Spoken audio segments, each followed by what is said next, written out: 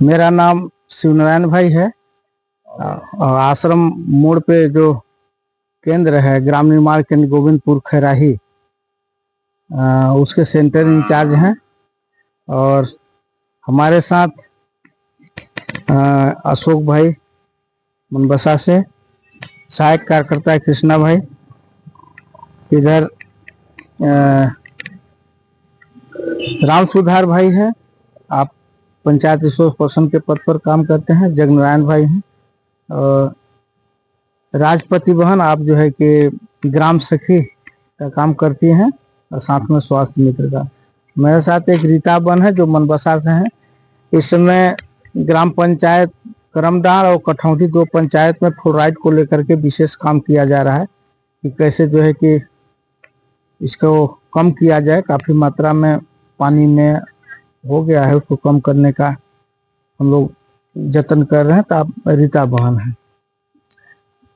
आज हम लोग प्रबोधन संदेश यात्रा के क्रम में आपके गांव झारू कला में आए हैं। आप लोगों को बता दें कि 10 सितंबर स्वर्गीय प्रेम भाई जी के जयंती से 2 अक्टूबर तक, गांधी जयंती तक, प्रत्येक वर्ष जो है कि एक प्रबोधन संदेश यात्रा के दौरान में आश्रम के जो भी कार्य क्षेत्र हैं 445 गांव, सभी गांव में जाने का काम हम लोग करते हैं एक टोली के साथ। और उसमें जो है कि चर्चा के दौरान एक तो ग्राम स्वराज और मौसमी जो समस्याएं तात्कालिक हैं उस पर चर्चा होता है, ठीक ना। लोगों से मिलना, दीवार लेखन, जनसंपर्क करते हुए संगोष्ठी करते हैं। तो आज के हमारे बीच में ग्राम स्वराज सभा के अध्यक्ष कारीराम भाई, आपके अध्यक्षता में माता की भारत माता की गांव की धरती गांव का राज, गांव की धरती गांव का राज, लोकसभा न विधानसभा, लोकसभा न विधानसभा, नारी के सहयोग बिना, नारी के सहयोग बिना भारत माता की धन्यवाद। जय जगत जय जगत जय जगत पुकारे जा, जय जगत जय जगत जय जगत पुकारे जा, जय जगत जय जगत जय जगत पुकारे जा, जय जगत जय जगत जय जगत पुकारे जा, जय जगत पुकारे जा, जय जगत पुकारे जा, सिर अमन पे वारे जा, तेरे अमन पे वारे जा, सबके हित के वास्ते, सबके हित के वास्ते, अपना सुख बिसारे जा, अपना सुख बिसारे जा, जय जगत जय जगत जय जगत पुकारे जा, जय जगत जय जगत जय जगत पुकारे जा, प्रेम की पुकार हो, प्रेम की पुकार हो, सबका सबसे प्यार हो, सबका सबसे प्यार हो, जीत हो जहान की, जीत हो जहान की, क्यों किसी की हार हो, क्यों किसी की हार हो, जय जगत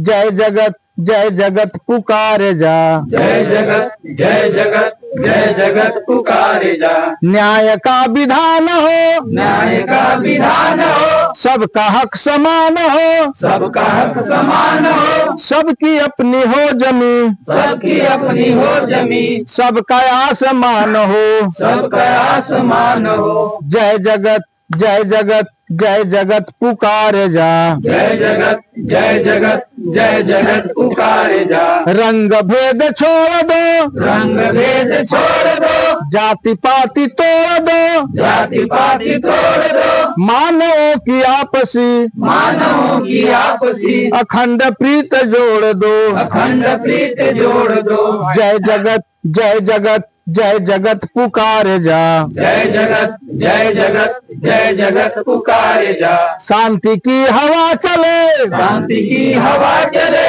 जग कहे बले बले, जग कहे भले भले, दिन उगे स्नेह का, दिन उगे स्नेह का, रात रंग की ढले, रात रंग की ढले, जय जगत जय जगत जय जगत पुकारे जा, जय जगत जय जगत जय जगत पुकारे जा, जय जगत पुकारे जा, जय जगत पुकारे जा, सिर अमन पे बारे जा, सिर अमन पे बारे जा, सबके हित के वास्ते, सबके हित के वास्ते, अपना सुख बिसारे जा, अपना सुख बिसारे जा, जय जगत जय जगत जय जगत पुकारे जा, जय जगत जय जगत जय जगत पुकारे जा। भारत माता की जय, भारत माता की जय। वृक्ष धरा का भूषण है, करता दूर प्रदूषण है, वृक्ष धरा का भूषण है, करता दूर प्रदूषण है। भारत माता की जय। धन्यवाद सभी को साथ देने के लिए। हम लोग जो प्रबोधन संदेश यात्रा के क्रम में आज आपके ग्राम पंचायत झारो कला के दीवार धाम पर बैठे हुए हैं। हम लोगों का जो विषय है मुख्य रूप से, एक तो तत्कालिक मुद्दा है हम लोगों का पर्यावरण प्रदूषण न, और दूसरा है ग्राम पंचायत अपनी सरकार न। ग्राम पंचायत अपनी सरकार कैसे है, इसके बारे में भी आप लोगों के बीच में चर्चा करेंगे। और एक जो तत्कालिक मुद्दा हम लोग के समक्ष है, हमारा पर्यावरण जो दूषित हो रहा है, ठीक ना, इसके बारे में हम चर्चा करते हैं। और भाई से हम कहेंगे कि आप पंचायत विषय को रखिएगा। हम शुरू करते हैं ना। तो सभी को नमस्ते पुनः। एक सवाल है कि इस धरती पर जितने भी जीव हैं, ठीक ना, छोटा से लेकर के बड़ा तक, चिमटी से लेकर के हाथी तक ना, सबसे बड़ा तो हाथी हम लोग मानते हैं जीवों में, है कि नहीं। सबको जीने का अधिकार है कि नहीं है। इस धरती पर जितने भी जीव हैं सबको शुद्ध हवा, शुद्ध पानी और पौष्टिक आहार मतलब भोजन ना, ये का अधिकार है। जैसे जीने का हमारे सब मौलिक अधिकार जैसे हैं, तो हम सबको जीने का अधिकार है कि नहीं है ना। भाई आप लोग चर्चा बोलिएगा। जीने का अधिकार है तो हमको जिंदा रहने के लिए, यानी मनुष्य को में सबसे सर्वोत्तम। पहले लोग कुआं नहीं था गांव में इतना, न हैंडपंप। हैंडपंप तो बिल्कुल नहीं था, लेकिन कुआं में कहीं कहीं एक दो कुआं गांव में रहता था कि नहीं। आप लोग नहीं जानेंगे, लेकिन जो बुजुर्ग है वो लोग बताएंगे कि गांव में इक्का दुक्का कुआं रहता था। सुबह बहनों का या सेकेंड टाइम लाइन लग जाता था, दो घड़ा तीन घड़ा इसे रख के सर पे, वो हाथ में बाल्टी लेकर के आते थे, नहीं लग जाता था कुआं पर, ठीक ना। और कुछ लोग तो नदी नाले से चुहार से भी पानी पीते थे, और साफ सुथरा स्वच्छ निर्मल निरोगित, किसी तरह का कोई पानी में खराबी नहीं था। लेकिन आज आप लोग देख रहे हैं कि हैंडपंपों पर जगह जगह लिख दिया गया है, इसे गुरुत्व का निशान लगाया गया है ना लाल से, ये यानी पानी पीने लायक नहीं है, दूषित हो गया है। इस पानी को किसने दूषित किया? क्या हम आप किए? क्या किसने किया? आखिर कैसे दूषित हो गया? पहले तो साफ था, अब क्यों दूषित हो गया, खराब क्यों हो गया? हाँ? ये जो रिहंदबाद है, ठीक ना, इसके किनारे किनारे जो पावर प्लांट लगे हैं, आपके अनपरा हुआ, रेणु सागर हुआ, शक्ति नगर, बिंद नगर, बीजपुर ना, और भी अभी लगने वाले हैं। ये तमाम फैक्ट्रियां जो लगी हैं कारखाना बिजली उत्पादन करने के लिए, ठीक ना, इसमें जो है कि एक दिन में जितने भी फैक्ट्रियां हैं, एक दिन में 3 लाख टन कोयला जलाया जा रहा है। अगर आप कहें कि मुर्धवा मोड़ से बनारस तक अगर 10 टायरा ट्रक में भर के लाइन लगाया जाए 3 लाख टन का, तो बनारस तक चला जाएगा। इतना कोयला डेली जल रहा है इन फैक्ट्रियों में। 3 लाख टन डेली जल रहा है और 1 लाख टन राख निकल रहा है। घर में एक तो चूल्हा जलता है 4-5 परिवार के भोजन के लिए, कितना राख निकल जाता है, और कूड़ा कितना होता है। और जब 3 लाख टन, इसीलिए चिमनी को अपने इतना ऊपर कर देते हैं कि जो उसमें से राख निकले कुछ दूर फैल के गिर जाए, चारों तरफ से दिखाई ना दे, एक जगह रहेगा ढेर लग जाएगा। इस तरह से जो है कि 3 लाख टन कोयला जल रहा है, 1 लाख टन राख निकल रहा है। और इस राख में कि कोयला जलने से तमाम तरह के जो है कि विषैले पदार्थ भी निकल रहे हैं, जैसे फ्लोराइड हुआ ना, और जो है कि मरकरी हुआ, पारा जिसको कहते हैं, आर्सेनिक हुआ, लेड हुआ, आयरन हुआ, इस तरह के जो है विषैले पदार्थ भी उसमें से निकल रहे हैं। जो है कि फैक्ट्री वाले अपने राख को रखने के लिए एक बंधा बनाए हैं, एक दो बांधे बनाए हैं, जिसको ऐश डैम कहते हैं ना। उस ऐश डैम में अपने राखी को कहते हैं कि हम लोग उसमें डालते हैं पाइप के माध्यम से सुरक्षित, लेकिन वो राख का बंधा भर गया है बहुत ज्यादातर, और ओवरफ्लो हो करके वो रिहंद बांध में डायरेक्ट आ रहा है। रिहंद बांध में जब आ रहा है तो वही रिहंद बांध का पानी हमारे हैंड पंप में, हमारे कुआं में ना, हमारे तालाब में, पोखर में सब आ रहा है। नीचे नीचे पानी का रास्ता है ना, वो आकर के मिल रहा है, तो हमारा सब पानी दूषित हो गया। तो इसके लिए जो है कि एक जन आधारित संगठन बना, सिंगरौली प्रदूषण मुक्ति वाहिनी ना, जो है कि आश्रम उसमें थोड़ा सा मदद किया, सहयोग किया, ठीक ना, ये होना चाहिए। इसके पहले जब प्रेम बहन जी थी, डॉक्टर रागिनी प्रेम, जानते होंगे आप लोग, तो उनको आभास हो गया था कि यहाँ प्रदूषण का बहुत ज्यादा हो गया है, तो उन्होंने जो है कि अपने यहाँ देहरादून से एक लैब स्थापित किए वनवासी सेवा आश्रम में, और उसमें डॉक्टर रमेश त्रिपाठी और डॉक्टर अनिल गौतम, ये दो लोग जो है कि आए शुरू में हवा का और पानी का मॉनिटरिंग करने के लिए। इधर बिंडमगढ़ से लेकर के उधर बलिया नाला, इधर चौपन, इधर छत्तीसगढ़ मध्य प्रदेश के बॉर्डर तक पूरे जगह जाकर के जगह जगह जगह जगह वो लोग सैंपल लिए।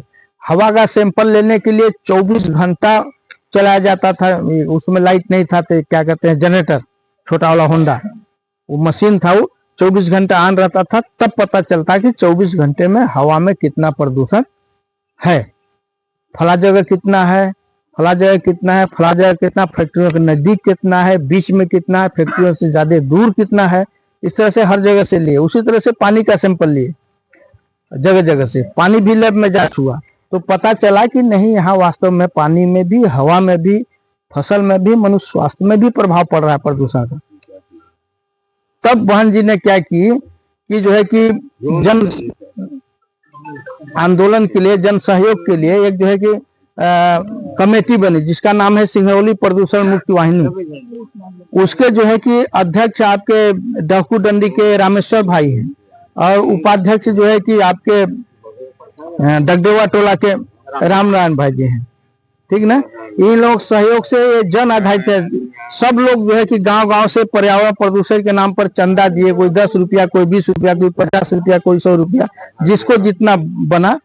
तो उसी आधार पर 2013 में जो है कि सुप्रीम कोर्ट में याचिका दायर किए, मुकदमा किए।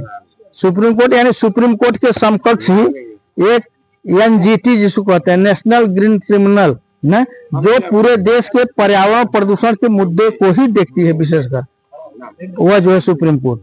तो उसमें याचिका दायर किया गया कि भाई इस क्षेत्र में काफी प्रदूषण हो गया है, हवा में, पानी में, मिट्टी में, मनुष्य स्वास्थ्य में, फसल में, पेड़ पौधों में, सब ये हो गए हैं, तो इसके लिए सरकार क्या कर रही है, मतलब याचिका दायर किए। तो वहां से सुप्रीम कोर्ट से एक विशेषज्ञों की टीम जो है कि गठित हुई। वह टीम आई अपने सोनभद्र में कि जो है वास्तव में प्रदूषण है कि फालतू के लोग जो है झूठ मूठ के मुकदमा किए। वह टीम यहाँ इस जिले में आई और आकर के जगह जगह जाकर के वो लोग चेक किए, यहाँ का हवा, यहाँ का पानी, यहाँ का मिट्टी, यहाँ के फसल का। जब मुआयना किए तो पता चला कि वास्तव में यहाँ प्रदूषण हो गया है। इस प्रदूषण से होने वाले जो भी बीमारी हो रही है, नाना प्रकार के समस्याएं उत्पन्न हो रही हैं, तो सुप्रीम कोर्ट का आदेश हुआ जब वहाँ ये लोग रिपोर्ट प्रस्तुत किए कि भाई उस क्षेत्र में दुद्धी विधानसभा में एक उच्च कोटि का हॉस्पिटल, जैसे पीजीआई है ना लखनऊ में, उस टाइप का हॉस्पिटल बनना चाहिए यहाँ, और उस क्षेत्र में निवास करने वाले सभी लोगों का निःशुल्क जांच हो और इलाज हो, ठीक ना। तो 2018 में यह निर्णय आदेश आया सुप्रीम कोर्ट का कि उस क्षेत्र में इस तरह का जो है कि हॉस्पिटल बनना चाहिए। तब रह गया कि उस समय के जो जिलाधिकारी तत्कालिक थे, उन्होंने प्रयास किया शासनादेश को देखते हुए सुप्रीम कोर्ट के, जमीन भी कई जगह देखे कि कहाँ उचित रहेगा बनाना, कहाँ जमीन उपलब्ध हो सकता है। जिलाधिकारियों का ट्रांसफर भी होता है, 6 महीना तक रहे, इसके बाद उनका ट्रांसफर हो गया। फिर दूसरे आए तो फिर उनको इस बात को कहना पड़ता है कि भाई इस तरह से सुप्रीम कोर्ट का आदेश है, यहाँ बनना चाहिए न्यायालय। तो वो भी 4 महीना 6 महीना रहने के बाद सब जिलाधिकारियों का तो हमेशा ट्रांसफर होता रहता है। आज तक नहीं बन पाया हॉस्पिटल। तो क्या उसमें केवल बनवासी सेवा आश्रम के वर्करों का ही इलाज होगा कि सबका होगा, आम जनता का? उसमें तो सबका होगा। तो सबका फर्ज बनता है, सबका दायित्व बनता है कि भाई नहीं बन रहा है तो क्यों नहीं बन रहा है, इसके लिए कुछ आगे आना पड़ेगा, सबको संगठित होकर के कुछ काम करना पड़ेगा। आपको बता दें कि इस क्षेत्र में कुछ पीछे ले चलते हैं आप लोगों को। 1986 में एक जन आंदोलन भूमि हकदारी मोर्चा हुआ था। भाई जी थे उस समय, काफी बुजुर्ग लोग जानते होंगे। यहाँ जमीन का बहुत समस्या था। कोई जोत रहा है 10 बीघा, लेकिन उसके नाम से 2 बिस्वा भी नाम से नहीं था। मतलब सरकारी जो कागज है, मालिकाना हक नहीं मिला था। इस तरह से तमाम विवाद था। तो उस विवाद को देखते हुए प्रेम भाई उस समय थे, उन्होंने जो है सुप्रीम कोर्ट में मुकदमा किया कि यहाँ इस तरह की समस्या है, तो यहाँ सर्वे होना चाहिए, ताकि जो जितना जमीन जोत कोड़ रहा है उसको उतना मालिकाना हक मिले, सरकारी कागज मिले। भाई आप 5 बीघा जोतते हैं तो 5 बीघा के आपका कागज है। सुप्रीम कोर्ट में मुकदमा किए और वहां से आदेश हुआ, लेकिन सरकार जो है कि सर्वे एजेंसी गठित नहीं कर रही थी। यानी आपके जमीन का सर्वे करने के लिए आदमी चाहिए ना, आदमी रहेंगे तब ना मौके मौके पर जाएंगे तो सर्वे करेंगे गांव के लोगों को लेकर के। लेकिन वहाँ सरकार जो वर्तमान में थी वो नहीं दे रही थी, सर्वे एजेंसी गठित नहीं कर रही थी। तब जो है प्रेम भाई 6 महीना साल भर इंतजार करने के बाद तब जो है कि ग्राम निर्माण केंद्रों पर मीटिंग किए, सब केंद्रों पर, और एक दिन निर्धारित होगा कि चक्का जाम किया जाए हम लोग। तो चौपन से लेकर के शक्तिनगर इधर बीजपुर तक एक ही दिन सब जगह जो है कि जगह जगह जगह जगह चक्का जाम कर दिया। पेड़ पौधा बोल्डर काट काट के रख दिया, पूरा रोड जाम हो गया। उसी समय बीजपुर का निर्माण हो रहा था फैक्ट्री का, रोड से ही पूरा माल जाना था फैक्ट्रियों का, पूरा बंद हो गया। तो जिलाधिकारी, एसपी, कलेक्टर, डीएम, एसडीएम सब हाहाकार मच गया पूरे प्रदेश में। सब पीएससी फोर्स लेकर के आए, दौड़े, तो जगह जगह विवाद हुआ, लड़ाई झगड़ा भी हुआ, मारपीट हुआ, कुछ लोग जेल भी गए। तब जो है जाकर के प्रेम भाई बाद में छुड़ाए सबको। तब सरकार सुनी कि अब मानेंगे नहीं, सर्वे कराना ही पड़ेगा।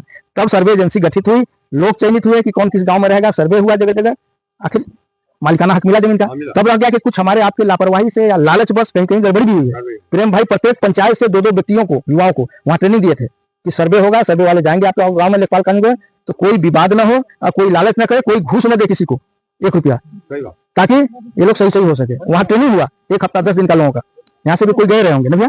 तो तब जाकर के सुनते। उसी तरह से हॉस्पिटल जब नहीं बन रहा है, टैक्सोलॉजिकल लैब हमारा 2018 का आज 7 साल हो गया था, 20, 5, 25 7 साल हो गया, सुप्रीम कोर्ट के निर्णय का अवहेलना किया जा रहा है।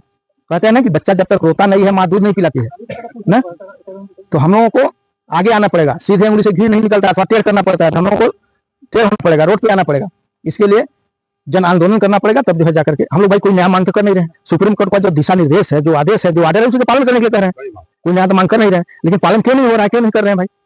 इसके लिए तब पालन होगा जब हम आप एक साथ मिल करके इसके लिए लड़ाई लड़ेंगे, जरूरत पड़ेगा तो आंदोलन भी करेंगे, तब जाकर फिर होगा। ये बता दें कि यहाँ इस क्षेत्र का पानी हवा इतना दूषित हो गया है, एक तो यूरिया डीएपी के कारण भी हमारा स्वास्थ्य जा रहा है, लोगों का तमाम बीमारी हो रही है। आने वाले 10-15 साल में ये हालत होने जा रहा है कि महिला पुरुष में बाजपन हो जाएगा, प्रजनन शक्ति जो कम हो जाएगा बिल्कुल। तो क्या जब हम एकदम मरने लगेंगे तब चेतेंगे क्या? आज ही हमको चेतना चाहिए, अपने बाल बच्चों को, आगे पीढ़ी को कैसे उज्जवल उसका भविष्य हो, अच्छा शुद्ध हवा पानी मिले, इसके लिए चेतना पड़ेगा। ये जो घर घर नल जल योजना का पानी आ रहा है आपके घर में, इसका भी पानी का बिल देना पड़ेगा आपको। अभी आया कहाँ भी है? कहीं कहीं आ गया है, आएगा यहाँ भी। और ये पानी जान रहे हैं कहाँ से मिल रहा है? ये भी पानी वहीं रिहंद बांध से आ रहा है, 0 खमरिया से। जो पानी एकदम जहर है वो पानी हमको आपको पीने के लिए दिया जा रहा है। जो मरकरी बता रहे हैं ना, 100 किलो डेली निकल रहा है इन फैक्ट्रियों से पानी कहाँ से दे रहे हैं? और उसको छान, और रिहंद बांध में भी है, उसको छानने के लिए दुनिया में कोई ऐसा मशीन नहीं बना है जो पानी से अलग कर दे मरकरी को। वो कहाँ से निकालेंगे? उस पानी को शुद्ध पेयजल के नाम पर हमको आपको दिया जा रहा है। तो देखिए भाई, हमको आपको बोलना पड़ेगा, संगठित होकर एक दूसरे हल्ला करने से, बनवासी सेवा आश्रम पर हल्ला करेगा कोई सुनवाई नहीं होगा। सबको आगे आना पड़ेगा, एक सूत्र में बनना पड़ेगा, तब जाकर के। तो इसके लिए फिर याचिका दायर किया गया है सुप्रीम कोर्ट में कि भाई आज 7 साल हो गया, कोई सुनवाई नहीं हो रहा है, हॉस्पिटल का निर्माण नहीं हो रहा है, पुनः याचिका दायर किया गया है पिछला रिकॉर्ड के लेते हुए। तो वहाँ सुप्रीम कोर्ट में मुकदमा करने का मतलब जानते हैं, इतना बड़ा सुप्रीम कोर्ट पूरा देश का सर्वोच्च न्यायालय है, एक मतलब कि तारीख का 1 लाख रुपया फीस लगता है। लेकिन तब रह गया कि हम लोगों को जो वकील मिली है, लेडीज हैं, पहले पुरुष थे अब लेडीज हैं, वो जो है कि फीस नहीं ले रहे हैं इस काम के लिए। कहने भाई ये जनहित का काम है, जन कल्याण का काम है, इसका फीस नहीं लेंगे, लेकिन जो कागज पत्र का खर्चा लगेगा उसको देना पड़ेगा। तो 5,000 रुपया 1 तारीख का लगता है। वहाँ फीस, और बाकी जो आएगा जाएगा उसका खर्चा लगता है, एक दो लोग भाई ज्यादा करते हैं। और ये सब जन आधारित हो रहा है, आश्रम इसका पैसा नहीं दे रहा है। प्रत्येक गांव से देखिए जितना जुड़ रहा है, 10 रुपया, 20 रुपया, 25 रुपया, 50 रुपया, इस तरह से लोग दे रहे हैं, ठीक ना। अगर भाई अगर हॉस्पिटल बन जाएगा तो सबका ही उसमें इलाज होगा, फ्री में होना है। तो इसमें आप लोगों के गांव में भी किसी न किसी के माध्यम से रसीद आएगा, तो आप लोग 10, 5, 20, 25 जो भी सुविधा जिसका हो क्षमता उसके हिसाब से, कोई दबाव नहीं है, ताकि सबका अंश लगे उसमें, तो सबको भी ये भी महसूस हो कि हम भी इस लड़ाई में थे, ठीक ना। तब ये हुआ। तो ये प्रदूषण के मुद्दे को हम यहीं अशोक सिंह मरकाम विराम देते हैं। मुझे उसमें थोड़ा सा एक और चीज जोड़ना था। ये जो प्रदूषण का मुद्दा है जिसकी लड़ाई हम सब लड़ रहे हैं, उसमें अभी जो हम लोगों का एक रिपिटीशन दायर हुआ है और जिसमें मुख्य मांग है हम लोगों की कि जो इन फैक्ट्रियों के द्वारा इस क्षेत्र को दूषित किया गया है और जो लोग इससे प्रभावित हैं और जो हमारे प्राकृतिक संपदाएं थी यहाँ पे वो कहीं खत्म हो गई, तो उनका हमें क्षतिपूर्ति चाहिए, मुआवजा चाहिए। तो उस मुआवजे में हमने मेन चीज रखा है स्वास्थ्य को, कि पहले के तुलना में हर एक व्यक्तियों में पुरुषार्थ क्षमता घटा है, मतलब मेहनत करने की ताकत खत्म हो गई। जो व्यक्ति पहले 1-1 कुंटल का वजन ढो लेते थे वो आज 10-5 किलो में आ गए हैं। तो उसके लिए कोर्ट ने मांग किया है सिंगरौली प्रदूषण मुक्ति वाहिनी से कि आप अपने क्षेत्र के ऐसे 100 केसों का रिपोर्ट ला करके सौंपिए जो काफी लंबे समय से 2, 4 या 5 सालों से लंबी बीमारी से ग्रसित हों और जिसका इलाज किसी संस्था किसी रजिस्टर्ड हॉस्पिटल से चल रहा हो। तो आप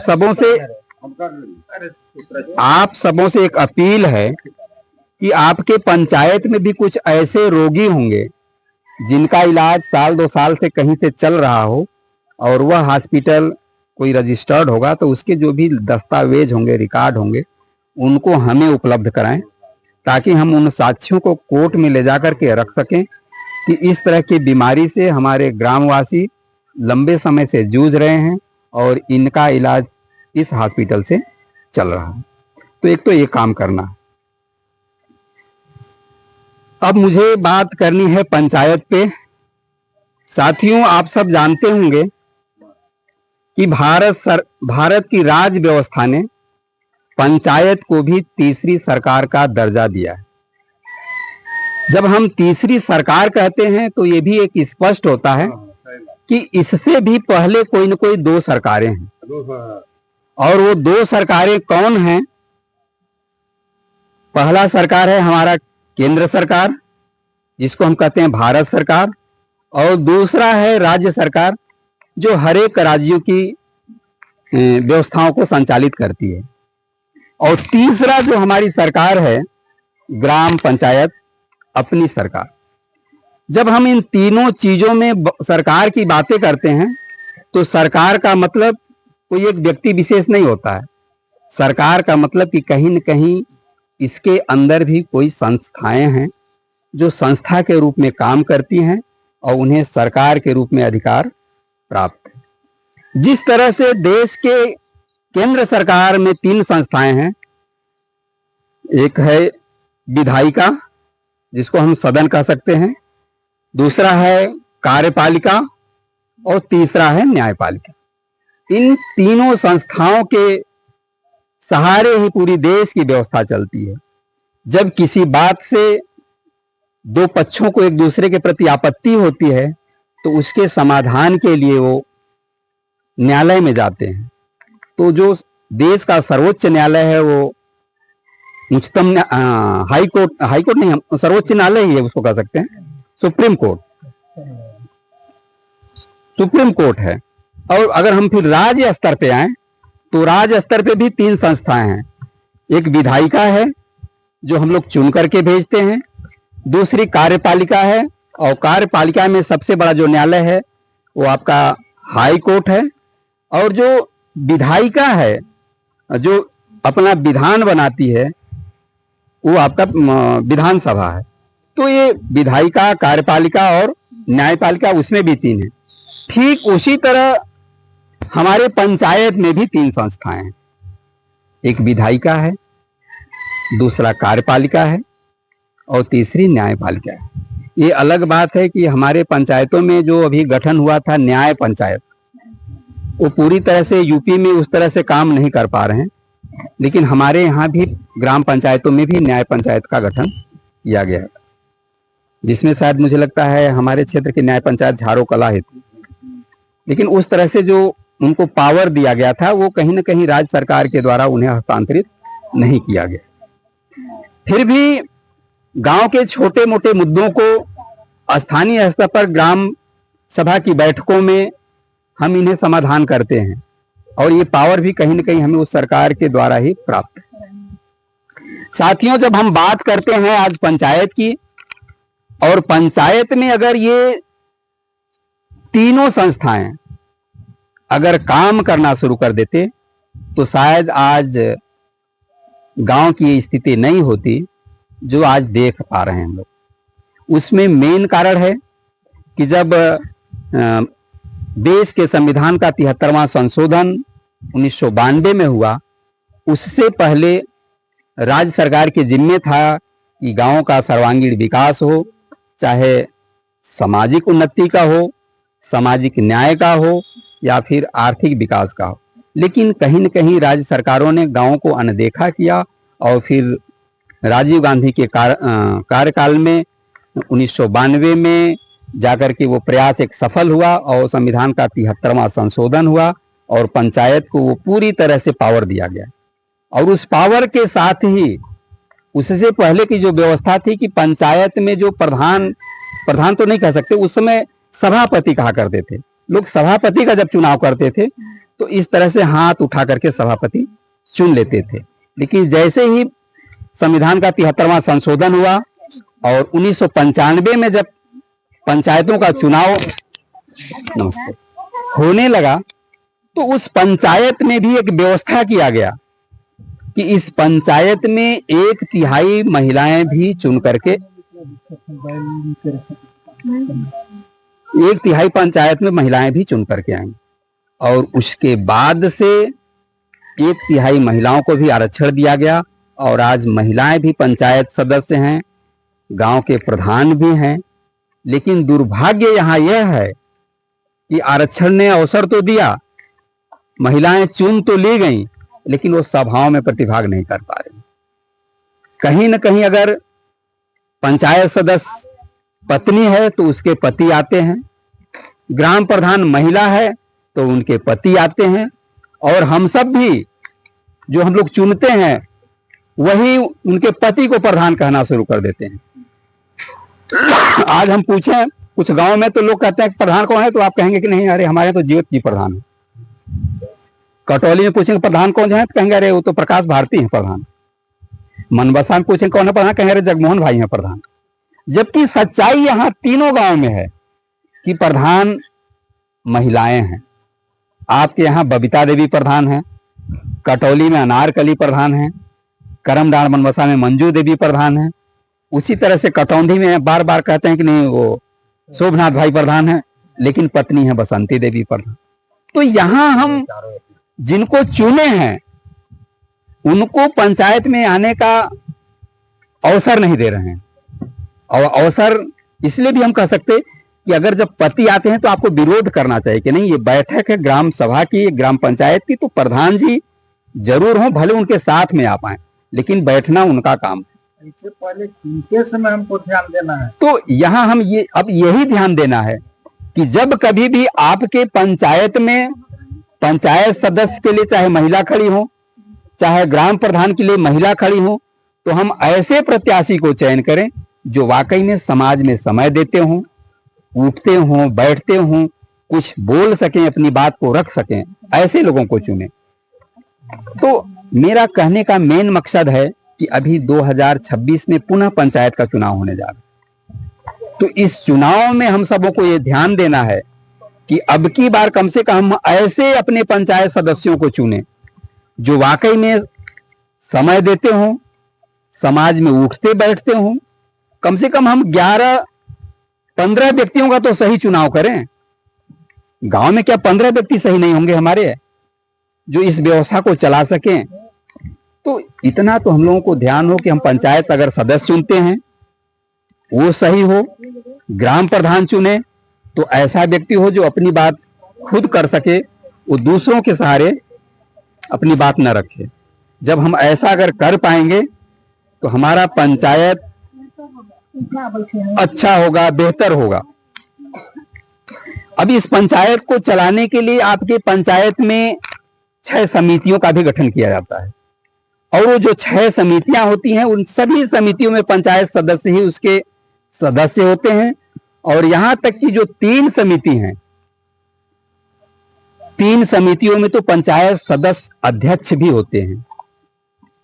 तो ऐसे जब महत्वपूर्ण हमें पद मिले हैं, लेकिन हम सबों को उसका ज्ञान नहीं है, और ज्ञान नहीं होने के कारण हम सब आज बिल्कुल उदासीन पड़े हुए हैं।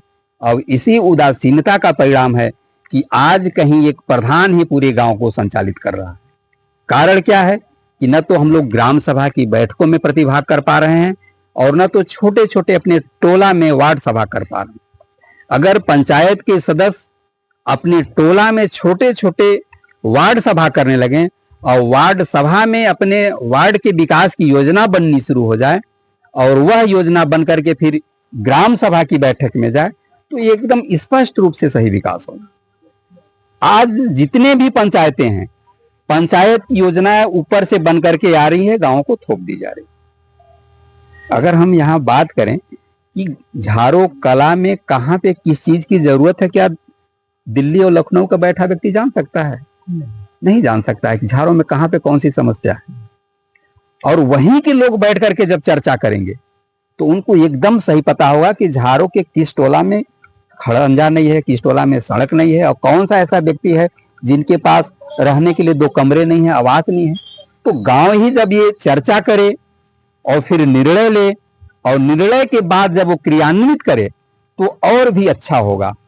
और नहीं होने के कारण यही है कि हम जब कभी भी चुनाव आता है तो चुनाव में हम दारू व मुर्गा में बिक जा रहे हैं, और अपना वोट गलत व्यक्ति को दे रहे हैं।